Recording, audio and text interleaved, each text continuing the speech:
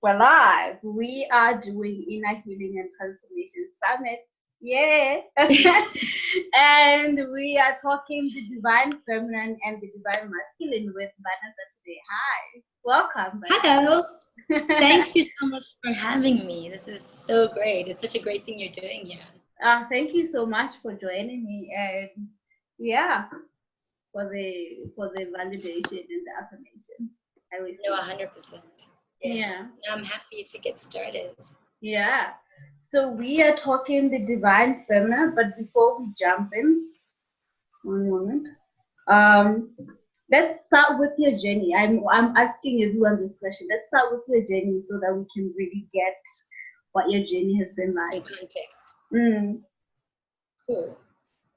So my journey spiritually started off, I guess, in the formal sort of context was when I was at UCT studying, and I came across an organization called the Art of Living. And this is an organization led by Sri Ravi Shankar. And basically what the whole organization surrounds itself is around the Sudarshan Kriya, which is a powerful breathing technique that has a whole host of benefits like alleviating depression, stress, anxiety, and they go into more detail. So I did that course at school, and that really was, for the first time, I felt like I was in a space where people understood what I was looking for, and speaking my kind of language. And so I did the Art of Living and really became quite active in that organization. And to this day, I still practice the Sudarshan Kriya every and then I was told by a friend of mine, Sean Andrews, about a meditation retreat called Passion. And this was about 10 years ago, like in 2009. And he told me about this meditation retreat, and essentially it's based on Buddha's principle of alleviating suffering. And you go there for 10 days, no phone, no pen, no paper, no nothing. You really have to you really sort of embody the life, or give up, sort of embody to the best of your ability the life of a man, and give up all worldly possessions. So you give that all up and come to the retreat, and you're basically just meditating using Vipassana, which is the technique, and really going deeper into yourself to get to know yourself and to on the journey to alleviate suffering. So I've been doing that for a couple of years, and it's really changed my life. I mean, it'll be difficult to put into words how, but it changed me as a person, or I suppose it changed me, grew me into the person that I am. And then even in between both Art of Living and Vipassana, I was doing a lot of yoga, mostly Hatha yoga. So I really enjoyed the way I was very athletic in high school, so I was a sprinter, I was on the netball team, I've always been active in my life. So it was just so beautiful to see a way to use my body in a way that aligned with my sort of belief and sense of belonging. It was calming, it was non-competitive, it was really, what would I say, meaning to the word of yoga, which means union. I really felt in line. I felt in union with my breath, body, and soul. So that's where it started. And then I moved to Johannesburg, where the spiritual scene isn't as out there as in Cape Town. Cape Town is known for its sort of spiritual hippie vibe, whereas Joburg is more of a make more money, business sort of environment. And so it was quite hard to find my tribe in a way. But then I came across my beautiful teacher, Ravi Iteraso, and she was just a powerful woman. I'd been to a couple of her workshops, and I'd been to a couple of her classes, and I knew at once that this was the person that I just needed to be with. So I applied to be her apprentice, and that's what started my Kundalini Yoga journey. And then I started studying Kundalini Yoga, which takes about 3 years. And we had modules and exams, and I've been on that journey.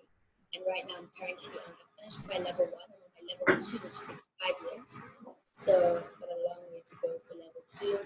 And ultimately I hope to become a lead trainer, which is someone who's able to train other teachers. And amidst all of that, somehow I opened up a studio with my partner and twin flame, NSU. I always say around MBIZDO. So she originally from Zimbabwe, but South African. And yeah, we started the Nest space, and that's been beautiful in itself. And yeah, and because of this awakening that I received quite early on in life, through the book New Earth by Eckhart Tolle, who has been a constant virtual mentor. He doesn't know me, but I know him. So I've always been following him, his talks, his books, from the power of now to a new earth. And he was the first person. I don't think the book was the one that awakened me, but he made me realize what an awakening was, and sort of brought me into it. And so yeah. And then, Okay, we're back. Sorry for we're gone for a moment there. So yeah. Yes. So yes. So the Nest is the new yoga space that my partner and I and this have opened up in Greenside in Joburg, and it really came from the essence of creating, as Black yogis. We were yogis, but we could never remove the fact that we're Black yogis because we felt Black in the spaces that we're practicing yoga in constantly. So it's just been an honor, divine honor, to be able to have the opportunity to create a space that's all inclusive for yogis of color, non-POC yogis, non-binary yogis, LGBTQA yogis. Excuse me if I haven't said all the lettering. So it's just basically a space for people to feel comfortable and really enjoy yoga for what it is, as opposed to all the other attachments as well as the sort of world has, attached to it. I love that. I love your journey, and I love what you are currently doing. Thanks. Is so important, especially for us, like human beings. It's really, really important. When we speak of the spiritual practices, a lot of us from Africa or in Africa, we often feel like it's not for us. A lot of people do not think that yoga is African in any way, or it's a practice that we should be doing. So it's always so good to find Black African people creating the spaces and really bringing these practices home, because they're really powerful in the realm of healing. 100%. I agree. I definitely agree. Yeah. So how is the journey of bringing healing through yoga been like for you and your co-partner? Yeah. I think for both of us, I mean, we've spoken about this at length, and we've spoken to enough people and done enough interviews to know that it's been mind-blowing, I guess. The response has been really, really positive. Like, we knew this was needed in this space, but we didn't really, I think we underestimated how much it was needed. Just by virtue of us opening up the studio and the amount of people signing, the amount of support we're getting, the amount of attention we're getting, really is making us feel like this really had nothing to do with us, because we couldn't have anticipated it. It really felt like an energy working through us, and that's how I like to operate, because I think I'm a firm believer, if you channel positive energy, divine energy, and allow that to really steer you and move away from the mind space and more to the heart space, you're going to be in alignment with your purpose. And this feels like that. And people also, always ask us, because Greenside is quite a Lani sort of, suburban area, quite fancy.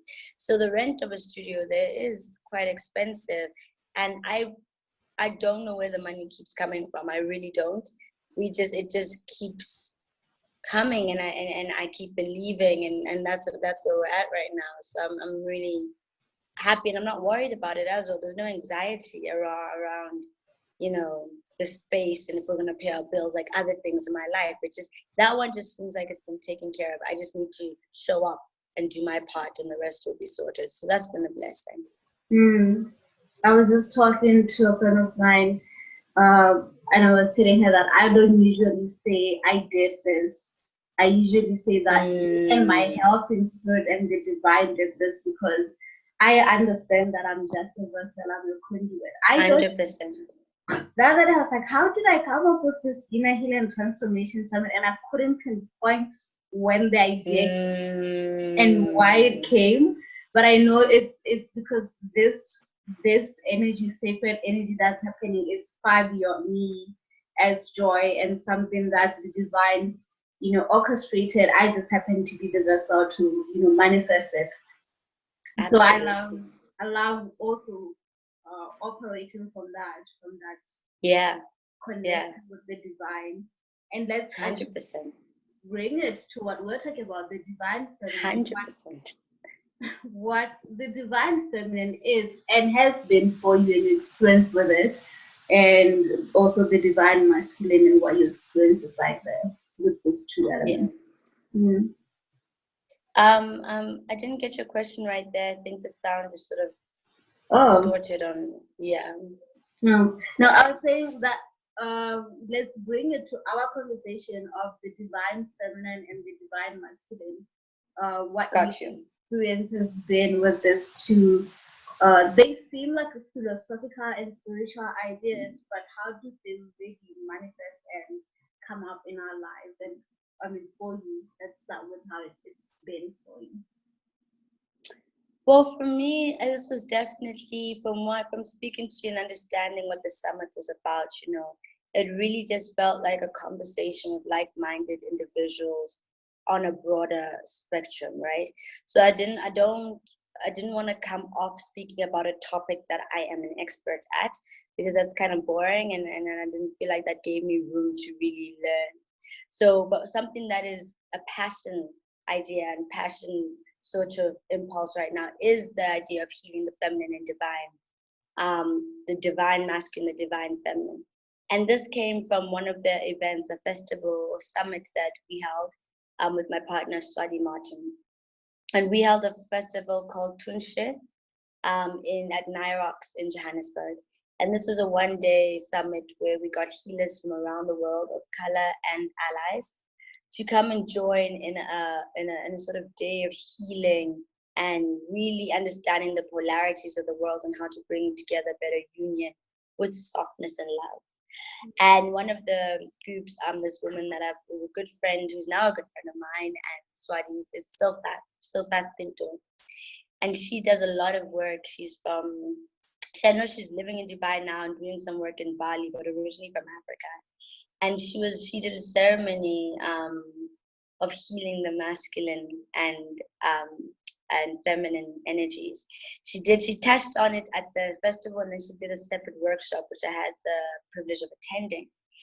And that was really when I started to understand and feel that there was, I mean, I always felt that there was something in balance that wasn't quite balanced, but now I got to put a name to it. And it was the idea of, she broke down what the masculine, divine masculine would look like. And that is basically, it's characterized by being providing, structure, material gain, building, reliability, responsibility. That's really the masculine divine at its higher consciousness. And the feminine, the divine feminine, is characterized by creativity, by healing, by love and openness and lack of boundaries, and just a lot of a sort of indulgent exploration of emotions, and that for me, from that sort of workshop, I realized that, there seemed to be an imbalance because we're also doing exercises. And there was one that was really potent at the time was we got into random pairs with the people in the workshop. And there was this girl I was paired up with, and we were supposed to, you sit sort of like how I'm sitting now, and you open your legs and you allow them, and they're supposed to lie on you with their back lying on your chest, and you're really supposed to hold, you're lying up against the wall, and they're supposed to just relax. And I think she was a bit heavier than me in terms of weight, and so she felt a bit, like she was going to crush me because I'm like so tiny. And I was very much like, no, dude, just keep relaxing. I completely have you. This is cool. This is fine. And I could feel her get heavier and heavier as she began to relax. And at some point, she got a little too heavy for me. And instead of saying anything, because I didn't want to make her feel like some type of way, and I didn't want to also look, because I was the one who encouraged it. So instead, I just sat there, was breathing, and just holding it till we had to swap. And that kind of reminded me of my life at that very moment. I just felt like I was constantly just holding things that I don't really have the capacity to really hold, and keeping a firm and sort of strong face and being like, it's okay, we got this, and then it changes. Then it was my turn, and I was supposed to lie in her.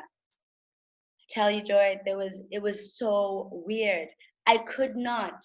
Like, I was lying on her, and at some point there was something on my neck, and my neck was stiff, and then I had to then I literally just changed positions to lie on my side in a baby posture. That was even more awkward because we're supposed to lie on our back, and it baffled me, and then I was just uncomfortable. I really did not like it. And then as we did, after the session, we started to talk about it, and Silfak pointed out that my discomfort lies in my inability to receive. I'm all well and good to give and provide, very masculine and traits, but to receive and let go was something that I've struggled with. And that's something I think is important that we pinpoint, is the masculine and divine and masculine energy is not really characterized by gender. So you can be born a male and have an incredible amount of divine feminine running through you. And like myself, which I've found, is born a woman and have a lot of masculine energy running through me.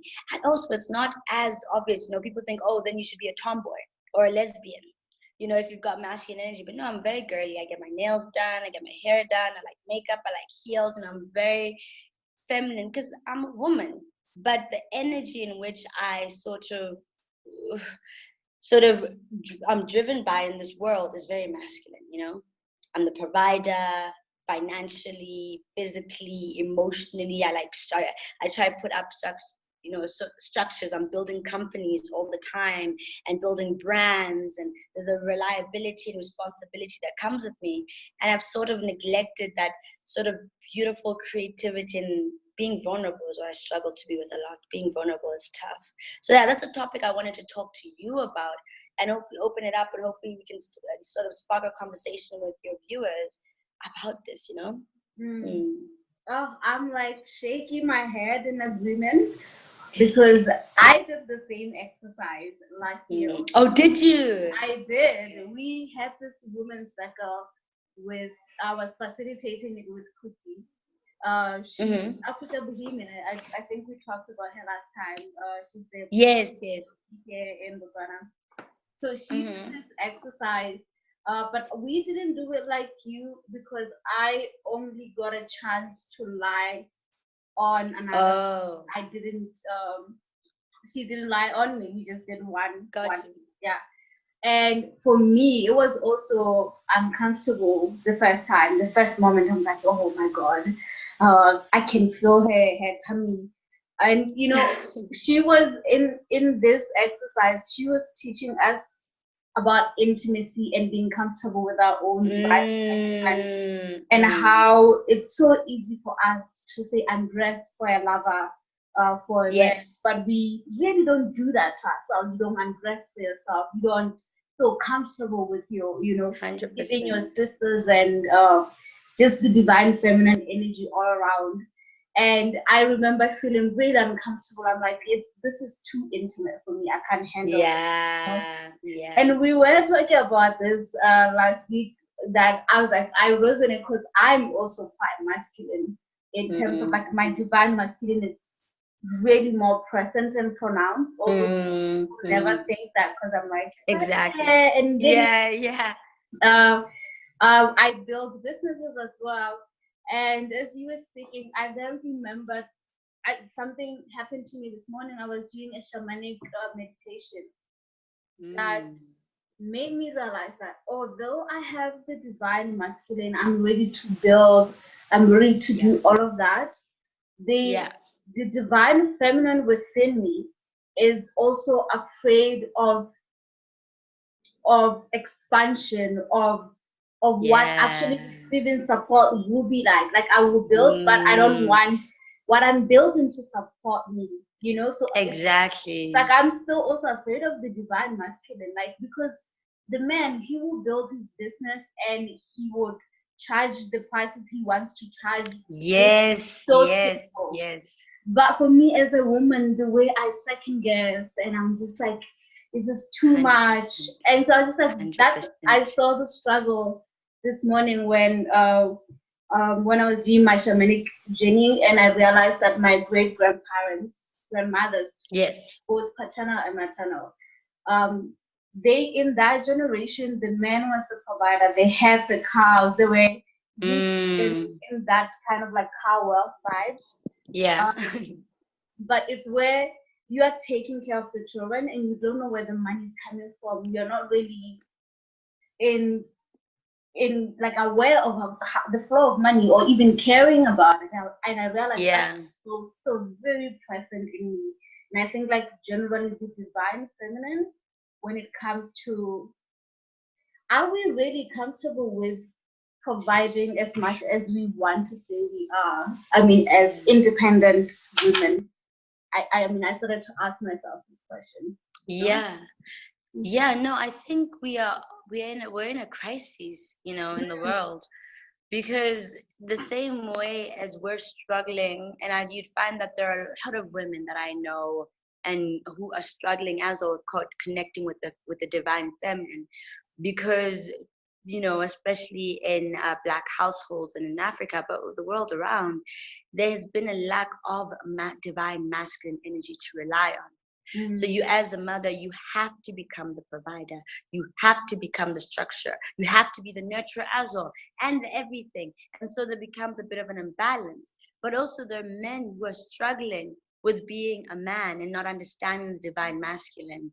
What is being purported in this world is the shadow of masculine, of the divine masculine, which is competition, ego, anger, division, violence, war, and that is being set up as something to be of an ideal. And so you find our young boys and our counterparts and these men not really being able to tap into their divine masculine and being scared of it because of what masculinity has been portrayed as, you know.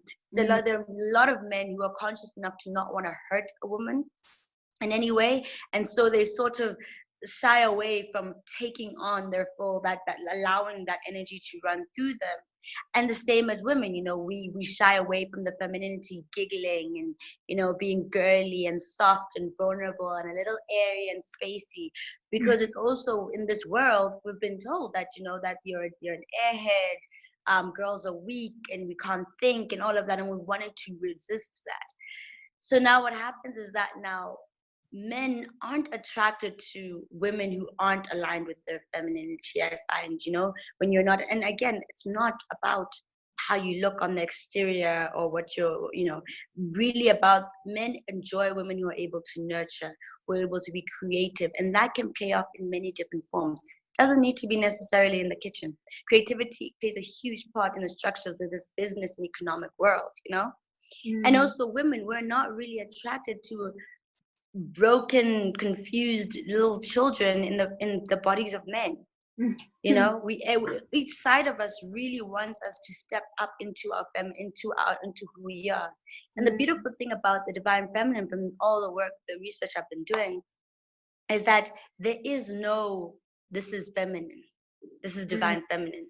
It's not, oh, she runs in the field with flowers, or oh, she's in the kitchen cooking beautiful meals, or she's very, you know, sensual and sexual. You know, those are aspects of it. But the divine feminine is when a woman is able to allow the energy to produce, because it's unique. And you really take that energy and play it out in the way that feels right to you, instead of the way you think it should or shouldn't be.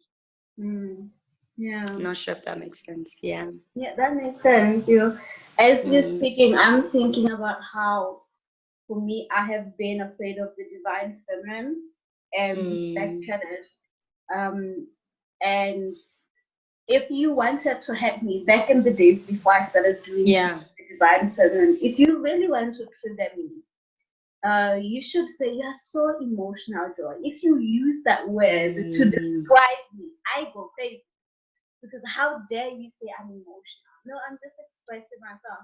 And so I took some time to really ask myself, why does the word emotional, why do I associate it as if it's an insult to be emotional? Yeah. Although I know Yeah. that sometimes it is said to me as a way to disempower me, not to Yeah. empower me.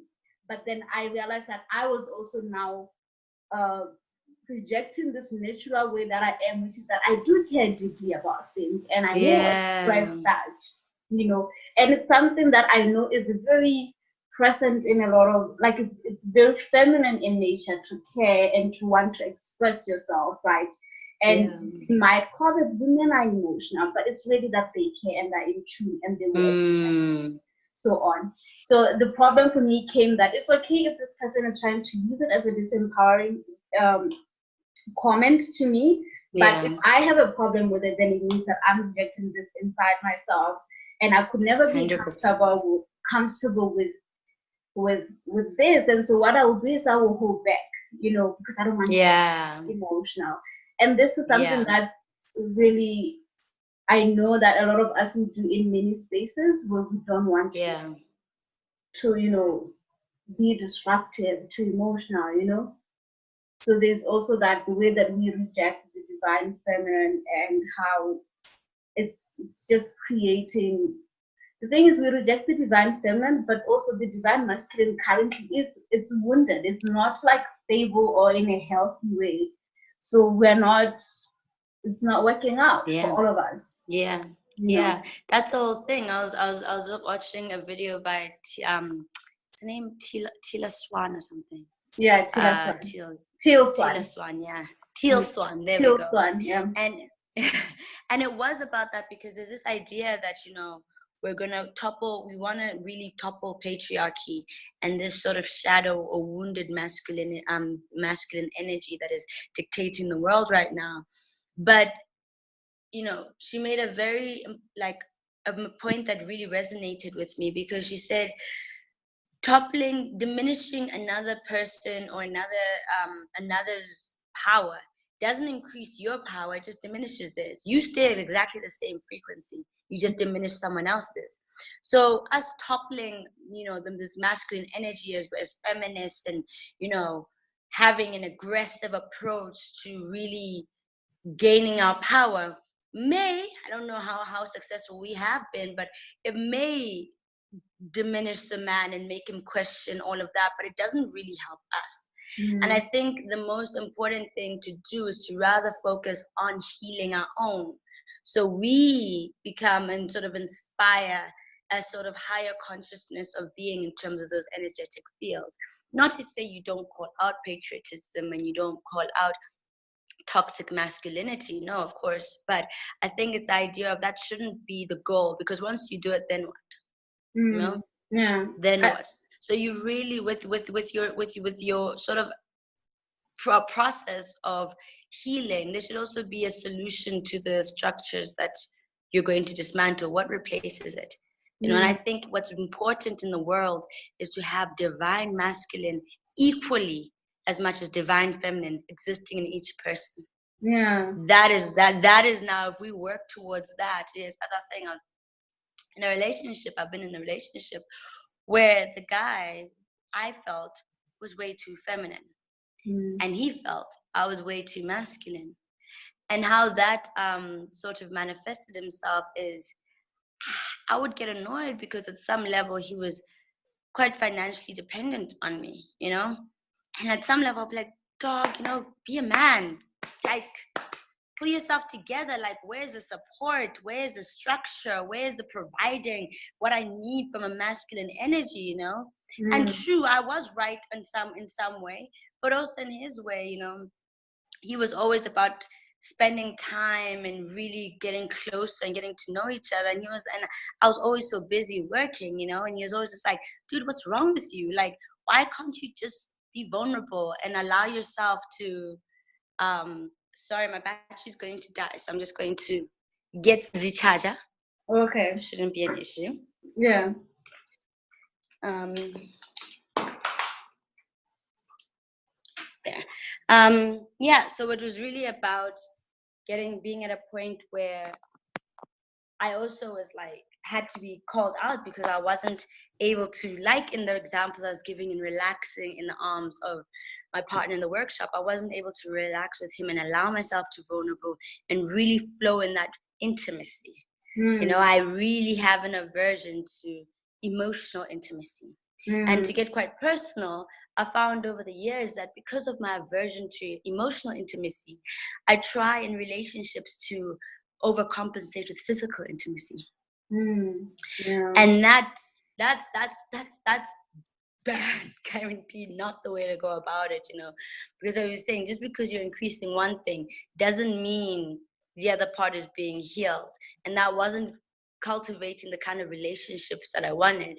So in this process of healing the divine and masculine in me, I've sort of come to the conclusion that I need to wait, you know, and I take that from the book from Megan Fox and her preacher husband. Have you seen it? Yeah. I've read that book, yeah. Have you read it? I'm yet to read it. I actually have it. Do you have it? Yeah. Okay, I need to get it, because I mean, I listen, I no offense to them, but I don't know if this is going to be like the best read in my entire life from a literary perspective. But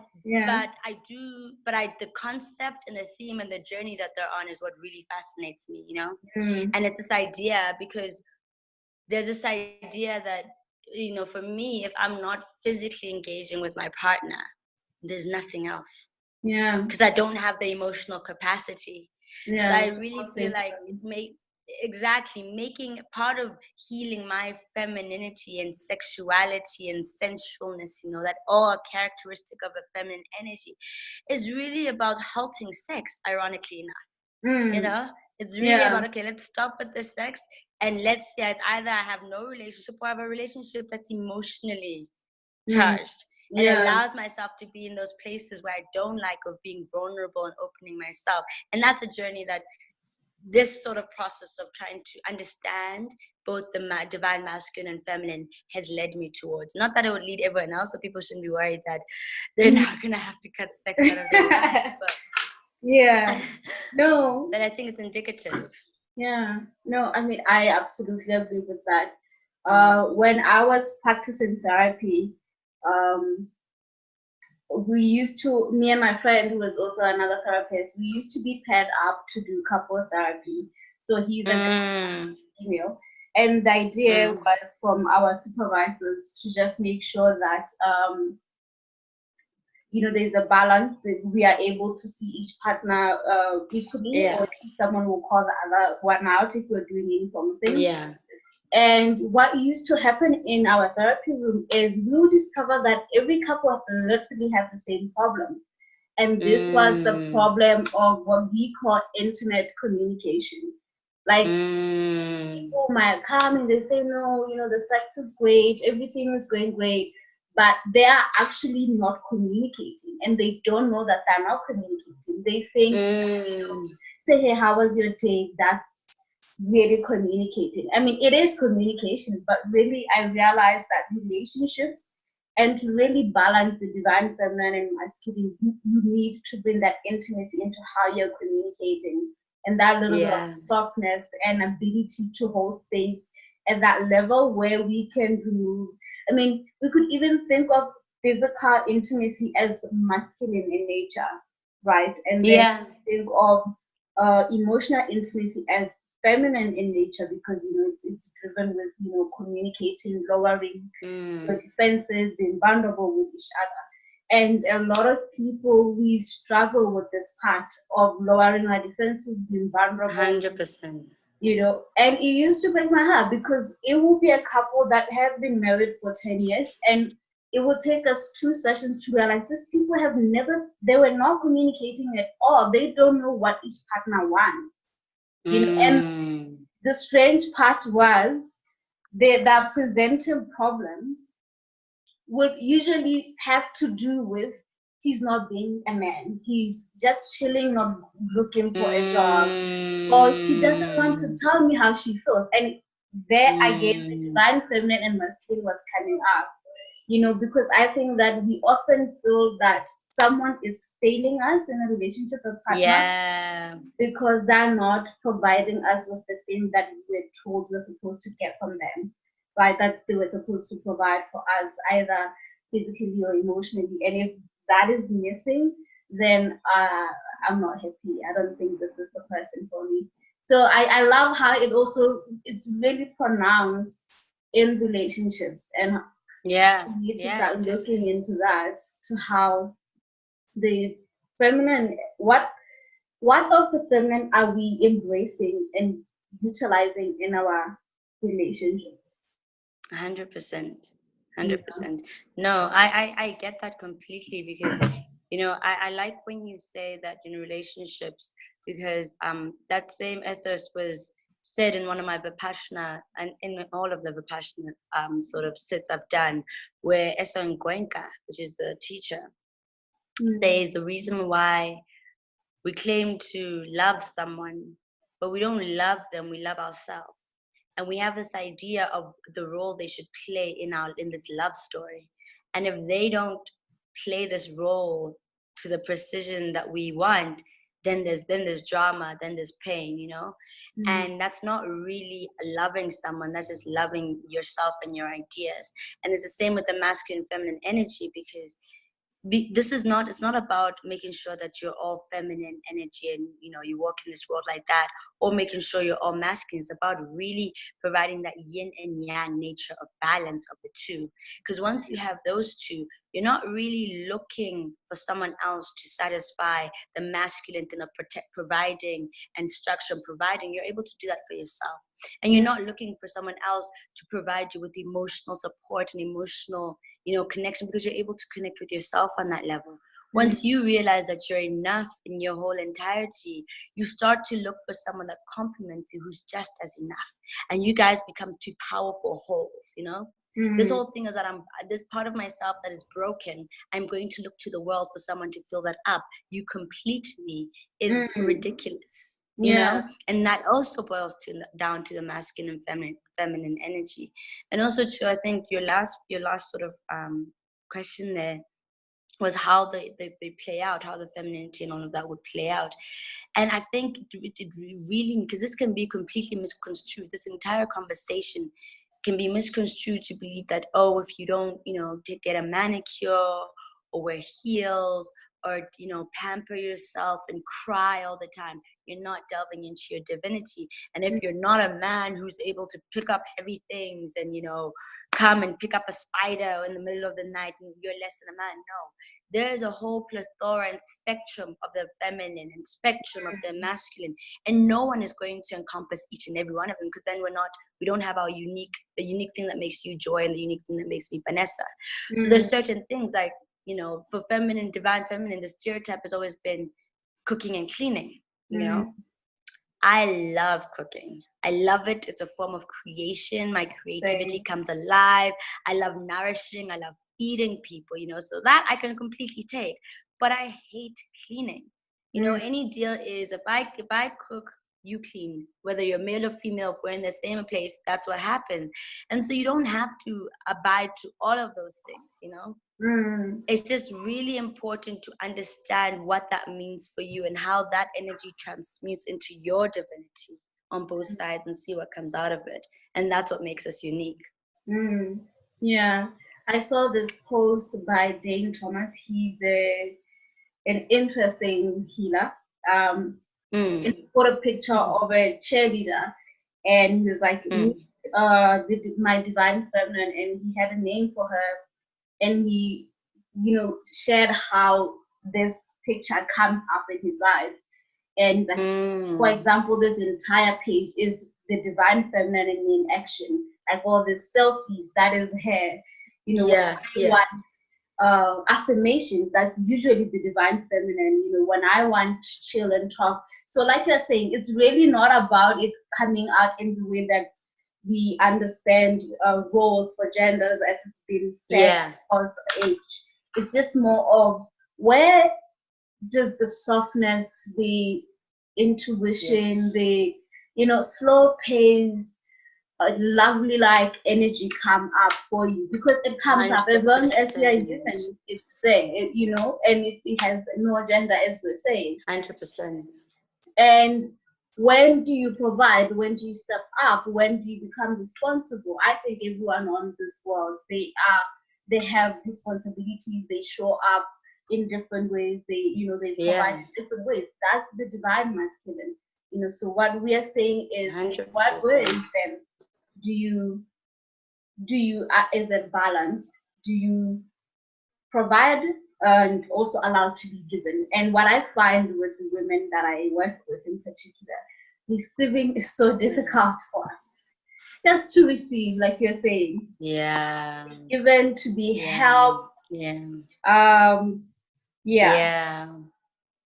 I've seen it in action with I have an assistant, No, and for me to just let go of my own responsibility as someone who's been building things sure. for a long time, it's so difficult. I'm always wanting to check, and it's not wanting to check Yeah, someone's inadequacy or whatever, but it's really my own inability to let go and yeah. out, you know?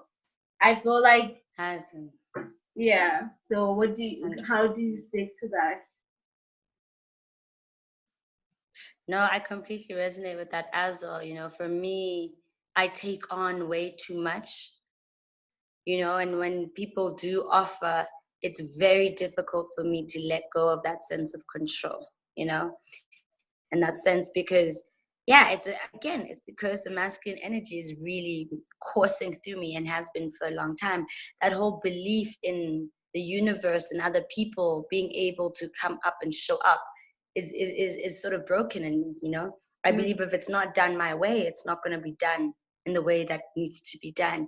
And that's hindering, because with the plans that I have and the ambitions that I have, there's no way I'm going to be able to pull that off for myself. I mm, am going to need help. But if I need help, the first thing is I need to learn how to receive help. mm, Really important to my success as an entrepreneur, as a woman. I need to be able to receive. And I think that it does boil down to that. And that's part of the journey that I'm on at this very moment, is how do I let go, come operate from a place of abundance as opposed to scarcity, you mm, know, and really trust in the universe, trust in, my teacher in my level 2 training said something that resonated quite powerfully with me. She said, if the trees and the bees and the flowers and the plants can be held for years, centuries up, and the universe and nature is taking care of them, why won't it do the same for you?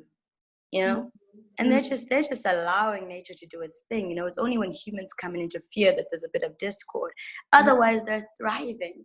mm, They get enough rain, they get enough food, they get everything that they need. And why do you think you won't be supported in that way? yeah. And that's something that I really need to tap into. But then again, you don't also want to be this airy, lost, sort of flowy entity. You need roots, you need structure, you Mm, need you need to create boundaries that work for you as opposed to against you, in order to really succeed in this matrix, I guess. mm, yeah. Yeah, As you yeah, speak, I'm thinking of this powerful question. For me, it's powerful that I'm always asking myself this yeah, question, because I also struggle with control, right? And the yeah. question is, do I live in a safe universe? Yeah. mm, Do you live in a safe, or do you believe you live in a safe universe? And it's very difficult to want to say yeah, yes, I live in a safe universe, because I think that the spiritual wisdom part of me, the divine part of me, is like, yes, of course I live in a safe universe. But then the human and conditioned with all my unconscious blocks and wounds and fears that I created and also inherited, I'm like, mm, no, you cannot go outside right now. Of course, it's not a safe universe. So there's also that yeah, struggle of, and I yeah, think that I'm making it seem I make this connection that believing in a safe universe is believing in the divine feminine of the collective consciousness, right? Gaia provides and mm, Mother Earth will provide. Believing in and going for, no, I have to make sure everything is done properly. I cannot just 100%. go outside. I have to protect myself. That's the divine mm, masculine. And we function from the divine masculine, which is like, one man for himself. There's always Yes. someone out to take you out, so protect Yeah. yourself. So this is also playing out even at a bigger level than how you show up in the 100%. work and your relationship, but just generally the energy all around us. Yeah. No, 100%. I mean, even saying though, it's what you're now sparking in me is the idea that perhaps everything happens for a reason. I'm a huge believer in that. And even our evolution and spirituality and in our evolution is just a human race, everything has happened for a reason. And we're in the Aquarian age now, which is age of intuition, which would be characterized by the divine feminine. But I think in order for the Aquarian age and its characteristics to thrive, would have to be in a Piscean age, which was characteristic of the more masculine energy. Piscean age and spirituality was understood as, if you wanted to learn sacred meditation and wisdom and certain types of yoga, you'd have to go deep into the Himalayas and, cut your hair and, go into basically exclude yourself from the world. It was quite secret and kept apart. And that's the male masculine energy. Mine, yours. Yeah. Let's building structures, let's less emotions, less fapping, let's just build structures so we can survive. And now that those structures have been built and this information has been preserved, even though it was in this very protective and form, the divine feminine is coming in to open it up, So it even is characterized in the third and fourth industrial revolution, the internet for me is feminine energy. Yeah. And the internet is all about sharing, giving, belonging to no one. They say love her but leave her wild. Anyone who tries to take over the internet is inherently showing a sort of heavy negative energy within them, because why would you want to keep that to yourself?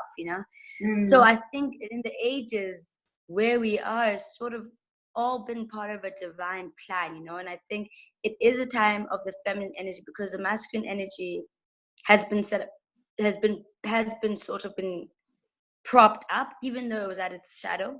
It's not like the divine masculine, but I think the only way to activate the divine masculine is for the divine feminine to awaken in the world, and then the divine will literally rise up. Be activated, Yeah. Because as you're speaking, I feel like we're reimagining the divine feminine on how it can look like, and that's why the internet and all these creative ways that we are currently living our lives, it's surpassing anything that we're able to think now. And I think I cannot wait 10 years from now, because look at what I'm doing now, having a summit in my green room with people all around the world. I mean, that's creativity in motion, that's God in motion, that's Mother Earth in motion. And where we are finding struggle, even using this example of the internet, it's wanting to limit, to police how we're using things, which is also like, order and protection. And you would even think I don't like the divine masculine, but I'm very masculine in nature. But yeah, I do love order and systems. I have a whole entire timeline and all of that, but like I know there's a need to fuse the two, to have the two in this beautiful sense, But that is exactly it. There's a difference between masculine energy and divine masculine energy. We need order. We need structure.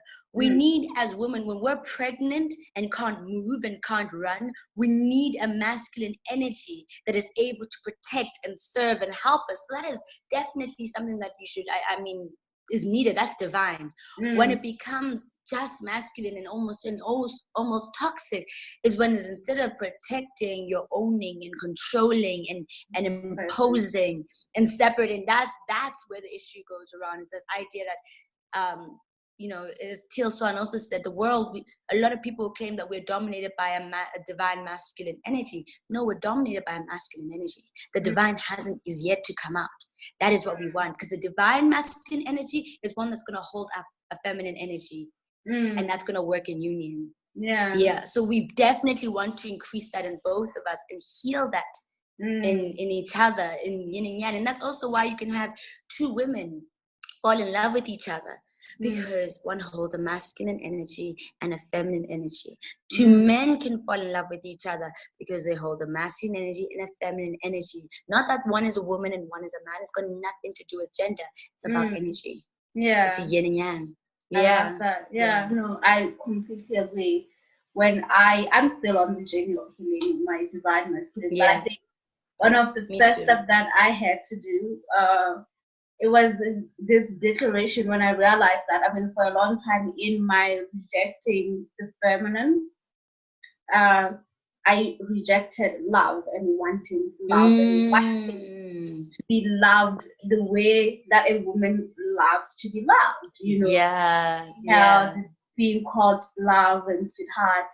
I rejected that. I was like, I'm cool with that. But I wasn't cool with that. It was me rejecting the primitive divine feminine within me, who wants to be taken care of, who wants to be protected, you know.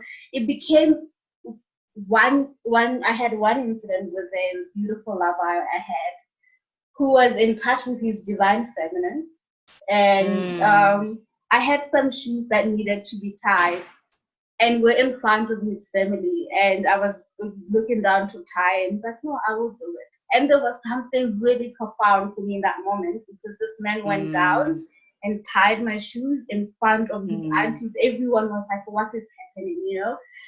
But like that kind of, and I realized ever since then, I think I'm measuring every lover who comes, that you need to be in touch at that level where you can tie the shoes, be this man who would take care of his woman, his queen, you know. So there's also that when you return back to the divine feminine, you can now claim and allow and be available for the gifts of the divine feminine, and also be available for the divine masculine to show up and to be available 100%. For you, you know. That's the beauty. 100%. Yeah, no, definitely it is the beauty, because, you know, I think that was, you're speaking about, you say he was in touch with his feminine, divine feminine. I think that was a man who was in touch with his masculine, divine masculine. That is because true. What he wanted to was to protect, and he was going and provide. He needed something to be done, and he manned up. You know what I mean? And so that for me is a masculine divinity. That was someone clearly connected to his masculinity and divine masculinity, is being able to be like, irrespective of what the world says, oh, that's girly or that's whatever, I am here to provide, and she needs something, and that's what I'm going to give. That is the epitome of masculinity. That is true. Yeah, I love that. Yeah, that is the gift. I love this. It is the gift. Isn't it great? It's good. I'm so glad we're having it, because, you know, again, on a spiritual path, which a lot of people, you know, who are watching this or who are on this path, know that it's quite a lonely path, you know, because we're very far and few between people who understand each other on this level and are able to talk on this level. You know, you find yourself in a situation with people who aren't on the same plane as you. And that's when you end up having unnecessary arguments, although that was never your intention, you know, because the ego automatically gets triggered, you know.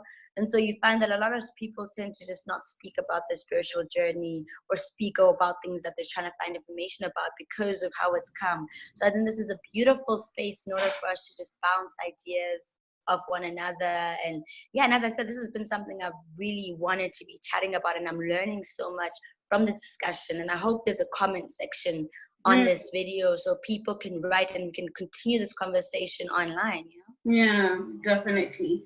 One of the thing that was, you know, pushing me, like the inspiration for this was that, like, for me, my journey with spirituality, I've been on this journey for 10 years, and it's been, like you said, quite lonely. And I was telling my best friend the other day that I'm in day 4 already, and just the profound shifts I'm finding in myself. Wow, you know, it's so powerful. And the most powerful part of all of this, besides the conversation, is there's something powerful about finding people, like-minded people, finding your tribe, finding people who can hear and hold space for you and be in your language and in your, how you experience your world. Like for me, that's the gift. The biggest gift for me is the Holy Spirit, 100%. And I hope that Yeah. the gift that this space is giving people is just permission that, Yeah. Yeah. the journey is lonely, but you will always find people, and we're here. 100. Black people are here for you. We're here, and we're no longer. What happened in our history is we were ridiculed and stripped of our divine intuition and divine spirituality. We were mocked of it and brainwashed into thinking that this is something that makes us less of. And so we grew up stunting that part of us. Our ancestors were very clear that there will be no spiritual talk and ancestral talk. And, if you claim to feel energies, there would be a problem. They'll take you to, to a medical doctor or something. And the very people who who sort of dismantled that sort of privilege of intuition have taken it like gold, like land, like resources, and now are selling it back to us. You know what I mean? It's the same with the cell phone. The very component of a cell phone requires a rare metal that can only be found in Africa. So they mine it, and then they sell it back to us for prices as if it didn't come here. And that's the same with the spiritual practices and all of that. So as much as, I have yogi allies and spiritual people of all races, all religions who are part of my tribe, but I don't think we should underestimate the power of people of color coming together and really reclaiming their spiritual ancestry, Yeah. and really there's a man that I was in an Uber or Taxify the other day, and there was this the driver was Nigerian, and he was telling me that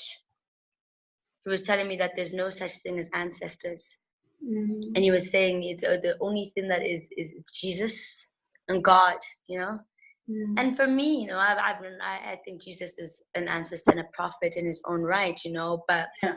he was so adamant that he says the things of ancestors and stuff are not real, but in the same sentence is telling me about people being possessed by evil and the devil. And it was mind-blowing how he could hold those two things in his mind without one is complete myth and the other is really real to him. And for me, it just is an indication of just how warped we've sort of understanding the intangible. Yeah. Yeah. I mean, if you want to take anything from anyone, you would first start with taking that own inner power. Yeah. Take Yeah. that connection to the divine, Yeah. and you would tell 100%. them that the way that they've been doing anything is not right, and then you give them a new belief that you might convince them that it's empowering to them, but it might not necessarily be holistically empowering to them, because in all of that you have taken something from them at the same Yeah. as you gave, Exactly. And for me, I was just telling my friend that I believe that all religions, the tenets of it is love, it's God, and that's what's 100%. fine, that's beautiful. Every belief Yes. has the divine in it, but Yeah. the idea is to stop thinking of right and wrong being a thing that exists in this universe. There's nothing like that. Our universe is not interested in right and wrong, because it's a divine machine. It's always exploring itself and finding new way of expression. So why will it ever say this is the limit of how I will be, and this is the limit of how people will connect with me? That, for me, doesn't make sense. But I understand the power of conditioning, the power of trauma, and taking people's inner power, and years and years and years of oppression, of colonization can do that. And so this is why we do this conversation, to start the layers that are in our community, within ourselves, that stop us from imagining having imagination of thinking of a broader God, like that's the thing. Like, what if it's more endless and vaster than you are thinking of God? What if he wouldn't or she wouldn't want a right or wrong universe? I mean, he's and she's God, you know? So Yeah. that's always my sentiment. I do this because a couple of years back I went to a tarot reader, and this was when I was studying psychology and I was so sure my work would be just psychology. And when he was reading my cards, he said that I'm going to do justice work. And I'm just like, sorry, what? Are you talking about my sister? Because she's the lawyer. What do you mean by justice work? It's like, no, you do justice in the world. And it took me years to understand what that was. But I now understand it as this is justice. You know, we are opening space for all belief systems, all ideas to be allowed exploration. And yeah. So that's where I'm. Yeah, no, that's beautiful. That's beautiful. I'm glad you're on this journey, because I think it's much needed, you know. Someone, I think someone could view this whole summit thing, and then when I post it on social media, it's gonna be like, ooh, you out here, girl. You know, people are inviting you on summits and wanting to hear your views. You're so lucky. You're the bomb diggity bomb. And for me, okay, that's cool and everything, but I'm more interested in Joy's experience, because I'm on for 1 hour. She's doing this for like how many people? It's 10 people or so, right? 9 people, so 9 hours. 9 people. It's 9 hours of speaking to people from all over the world who have chosen this path of divinity. When you're done like with this is a retreat all of in itself for you. The amount of shifts. Yeah, I just can't wait. I actually want to have a chat with you after the process, once you've digested it, because I don't think you'll be the same person I'm talking to right now. Girl, day one, after day one, my meditation the next day, I just had this huge emotion that I couldn't pinpoint, and I think it was something altogether. I'm already shifted. In fact, the shift started the moment the idea came, and each time I'm just shifted and being shown the possibilities, how endless they are, how we get to create, So I mean, I do believe that I'm the one who's getting more out of this than anyone, Even though, definitely. But I feel like you're gonna take that knowledge and pour it back to us and to the world. So it's all good. You can have it all. And then I look forward to like drinking it up again in another project and way in which you're gonna manifest it. So yeah, well done.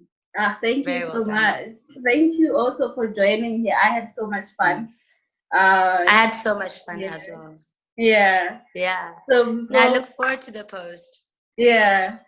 Before we sign out, I wanted people to know how they can work with you, how they can do this. Sure. So I think the best thing for me is, because I'm still what is very definitive is that I'm a yoga teacher, and I've got a yoga studio. You can follow me or connect with me on Instagram at organic_nomad. And then this yoga space is the Nest Space, at the Nest Space. And also in terms of email, at organicnomad_01@gmail.com. So there's a whole host of stuff. I mean, we didn't tap in. I've got a whole vegan journey that I'm really passionate about, and getting people of color to really understand the importance of a plant-based diet, without taking away anything. I'm not forcing anyone to not eat meat, but I do want to supplement with a lot of information about the benefits of a plant-based diet. Again, you don't need to break something down in order to uplift your own ideas. So there's a lot going there. I'll be doing a lot of retreats. I've taken a shift this year, moving from a heavy decade of music promotion. I've been in the clubs, festivals, around the world, really throwing parties, managing artists, being on tours. I'm moving away from that space as I turned 30 like 2 weeks ago. Oh, wow. Happy birthday. Yeah. Thank you. So yeah, I'm moving into a life cycle that really is more about connecting and aligning with this path that I'm on. That's really about consolidating my energy and processing it in a different way. So there'll be a lot more stuff. I'm going to be transferring my skills in eventing and organizing and branding into the wellness space and coming up with quite a lot of projects that I have running. So I'm very excited about that and also a little nervous about it. But yeah, we'll see how it goes. I'm so excited for you. It's gonna be awesome. Yay. But like we're saying, divine support, divine guidance is always available. 100%. All we need Yes. to do, I've learned, is to ask and 100%. to receive, you know. 100%. So all will be well. 100%. Thank you. Thank you so much. Love and light. Love and light to you too, sister. Bye, guys. See you tomorrow.